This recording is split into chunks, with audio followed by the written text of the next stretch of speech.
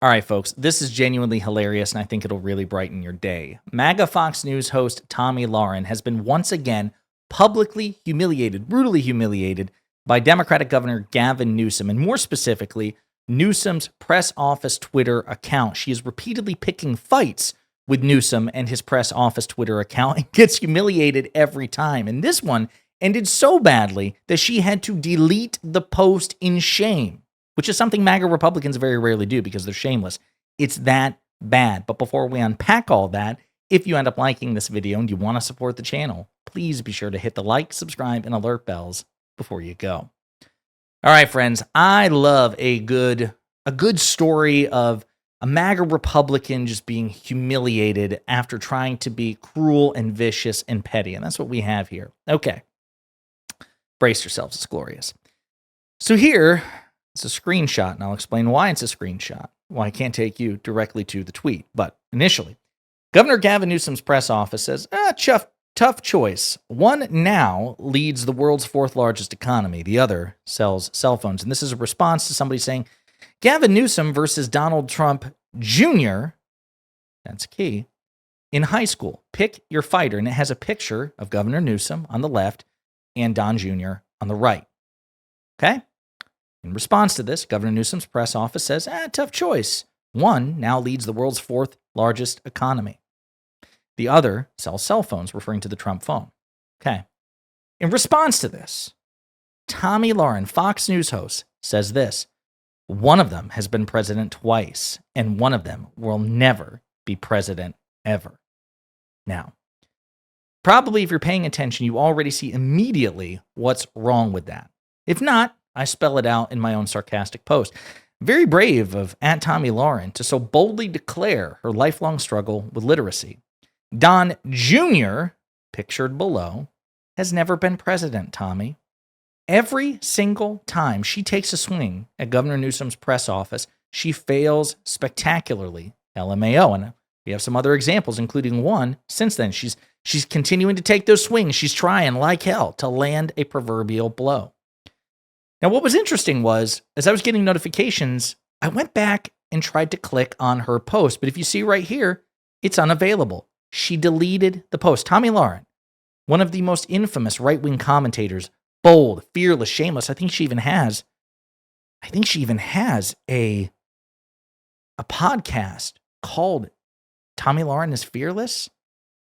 Tommy Lauren is Relentless. I have to double check that, but I'm pretty sure it's the case. She deleted the damn post. She deleted it in shame. Fortunately, I had a screenshot. When I click her post, it vanishes, so I don't know if she deleted it. But just in case, here's the screenshot.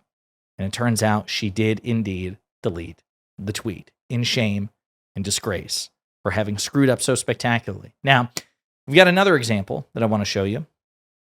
She's at it again today. New lows unlocked by @Gavin Newsom and his team of losers at Newsom press conference, Gov press office. And the screenshot is Governor Newsom's press office is responding to Scott Presler, who is a Republican voting activist. He's trying to flip blue states red, purple states red, okay? Now, in response to one of his rants, Newsom's press office responds with, "Thank you, Nancy Mace," which is pretty insulting when you consider that Nancy Mace, a Democratic congresswoman from South Carolina, is unhinged as hell. So in response to this, Tommy Lauren says this: "You're kidding me, right? Your state and your bullshit governor rant and rave on a daily basis about how protecting gay people, and you're really going to use your official press account to troll a gay conservative and call him a woman?" Well, no, I don't think it was about calling him a woman per se. I think it was about mocking him and comparing him to Nancy Mace, who, yes, happens to be a woman, but more importantly, is deranged, okay, and histrionic. There's nothing wrong with making fun of Nancy Mace or Scott Presler.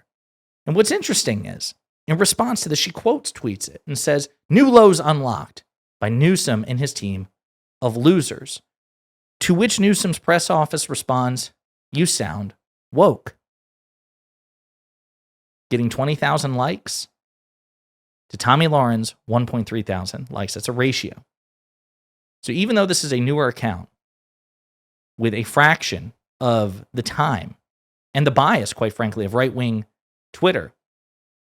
Governor Newsom's press office is mocking Tomi Lahren, using the same sort of rhetoric that Tomi Lahren would use against people she doesn't like, by calling them woke and insulting them. Remember, we had the example of Governor Newsom responding to Fox News when Fox News was outraged and pearl clutching because he used the expression Greg Abbott rolled over for Donald Trump, which metaphorically Greg Abbott did. Rolling over on his back is the expression, right? When you roll over for someone like a dog would to its master. Greg Abbott, of course, unfortunately, is in a wheelchair, right? And so Fox News clutched their pearls and said, you would use the expression roll over to refer to a Republican governor in a wheelchair? How dare you? And Governor Newsom's press office responded with, no, but that's very woke of you to ask. I'm sure Greg will get over it. I'm sure he'll get over it just fine. Like, totally rejecting the premise of them attempting to weaponize wokeness against us and actually flipping it around. Governor Newsom wasn't attacking the fact that Greg Abbott is in a wheelchair because, again, rolling over has nothing to do with a wheelchair. It's an expression to indicate you roll on your back submissively. What they're doing, what they did to Greg Abbott and Fox News with respect to that rhetoric, they're doing here too. They're rejecting bad faith attempts by Tomi Lahren, who doesn't give a shit about gay people, just flatly rejecting, just totally no-selling, disregarding any attempts to weaponize liberal and progressive posture towards the LGBTQ community against us and mocking her for even trying. What's interesting is if you actually look, you can do a Twitter search on this from Tomi Lahren to Governor Press Office. Man, she has been all up in their business for months. She says, going back to July 14th, criticizing them, and then July 22nd, July 23rd, and then we start to get closer. August 13th, just curious, in what way did he lose to Disney? By calling him a queen, are you purposely misgendering him? I thought that was a no-no for the they-them cheerleaders such as yourself. Yep, and your state is a shit show. Get off X and get to work. Lots of shit, literal and figurative, for you to clean up in California. And again, going after the governor with respect to him making fun of Scott Presler. And he makes fun of other Republicans as well. Go look. I mean, it's just amazing, the response that that Newsom's press office has been engendering from these Republicans. And then also with respect to Newsom specifically, Tomi Lahren has been quite critical. Just keep scrolling and scrolling and scrolling. President Trump is trying to meet with a world leader and to try to end a war, and here you are obsessively tweeting about him. You're so pathetic, and I actually feel sorry for you. You will never be president, and you are the worst governor in history. Such a sad, pathetic man. You and what army? She's very triggered. Tomi Lahren is very triggered by Governor Newsom. And what's interesting is for the first time, we are starting to see a side of the Democratic Party that rejects their bad faith criticisms out of hand and refuses to engage. Let's see some of the more recent posts since we've been covering it. Trump openly admits he wants to rig elections by killing mail-in voting. In California, we're doing the opposite, bringing oversight, accountability, and protecting everybody's voice. Again, you sound woke, ratioing them to hell and back. And defending the governor's, recent decision to launch this election rigging response act, a trigger law which would allow California to gerrymander in retaliation to what Texas is attempting to do. And if you see it, they're prolifically tweeting and they're growing like hell. Last night it was like 300,000. I wonder what it is now. Let's refresh the page. 350,000. I mean, they're going up like, 50,000 subscribers or 50,000 followers, it seems like every day. But folks, my point is this.